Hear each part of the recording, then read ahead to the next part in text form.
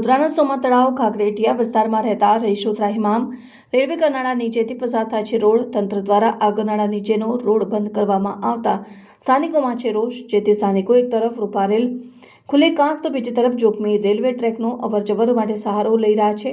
ઘાઘરેટિયાના અંદરના વિસ્તારમાં પણ કાદવ કીચડનું સામ્રાજ્ય. અંદરના રોડ પર પુરાણ કરાતા બન્યું છે રોડ ખખડધજ. અવરજવર માટેનું એકમાત્ર રેલવે ગરનાળું પણ બંધ કરી દેતા રહીશો રોષે ભરાયા.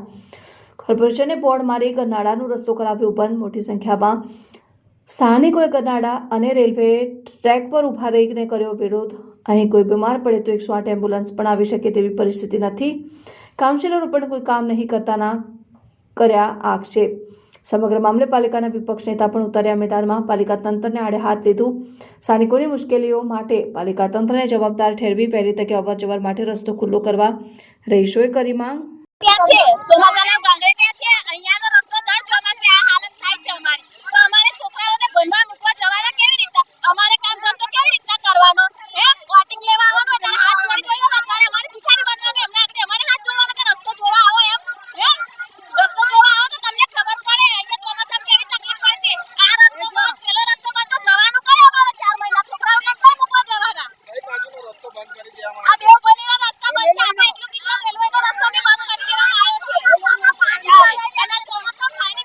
મિલિટરીમાંથી એક રસ્તો નીકળે છે, એ બી મિલિટરીવાળાઓએ બંધ કરી રાખ્યો છે. હવે સવાલ એ છે કે રૂપારેલ કાંસ ત્યાંથી જ જાય છે અને કોઈએ ઇન્ટરવ્યૂ આપ્યો હશે તો બંધ થઈ ગયું.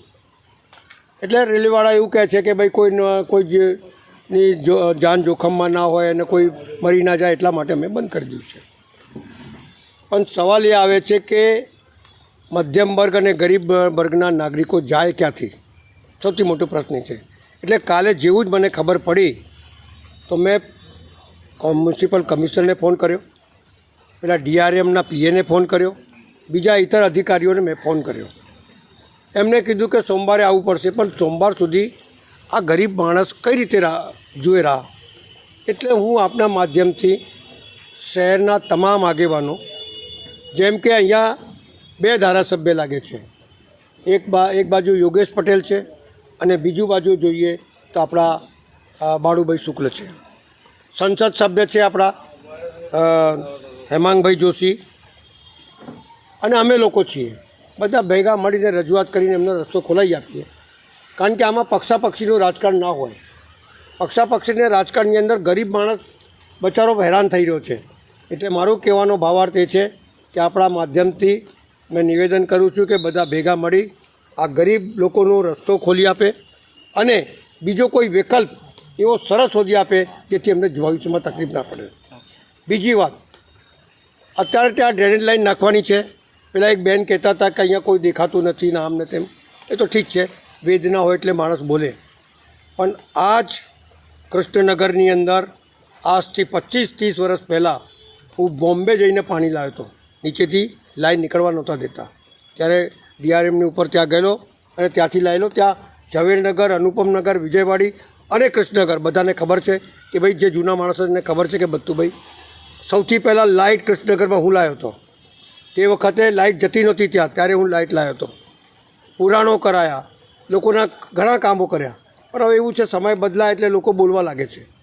પણ દરેક જણની, દરેક ચૂંટાયેલા સભાસદની વેદના હોય છે પક્ષાપક્ષીના રાજકારણથી પરે હટીને. એ લોકોએ બી કામ કર્યું છે, અમે બી કામ કરીએ છીએ. કામ કરવાથી કામ કરવું એ ચૂંટાયેલા પ્રતિનિધિનો કર્તવ્ય છે અને ફરજ બી છે, એ કરી રહ્યા છે.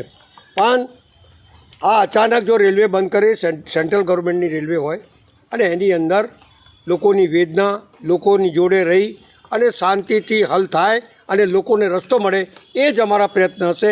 અને એટલા જ માટે જેમ મેં વાત કહેતો હતો કે રસ્તો કાઢવાની, ટીપી નખાયા પછી, ટીપી જ્યારે આવી હમણાં, ત્યારે લોકોના ઘરો પરથી ટીપી કાઢી છે અને ત્યાંથી ડ્રેનેજ લઈ જવાની છે. હવે સવાલ એ છે કે તમે અત્યારે એક રોડ લાઈન કેન્સલ કરી, જે 20 વર્ષથી પેલું કઈ કંપની ABPની રસ્તો લાઈન કેન્સલ કર્યું, તો આ તો પછી એના કરતાં ઓછા સમયમાં ટીપી નાખી છે. તો ગરીબ માણસના ઘરો તોડવાની જરૂર છે. બીજો કોઈ વિકલ્પ કરો, એને ટીપી ખોલો એ જ રીતે સોમા તળાવની અંદર છે તો ભાઈ ગરીબોને રહેવા માટેની વ્યવસ્થા તમારે સત્તા પર બેઠેલા લોકોએ કરવાની હોય અને એ બધા અમારી જરૂર પડશે તો અમે હાજર છીએ. અમારા મનમાં કોઈ પક્ષાપક્ષીનું રાજકારણ નથી, પણ ગરીબો હેરાન ના થાય, એમને રસ્તો મળે, બાળકો નિશાળ જઈ શકે એવી વ્યવસ્થા કરવા માટે આપ લોકોથી અનુરોધ કરું.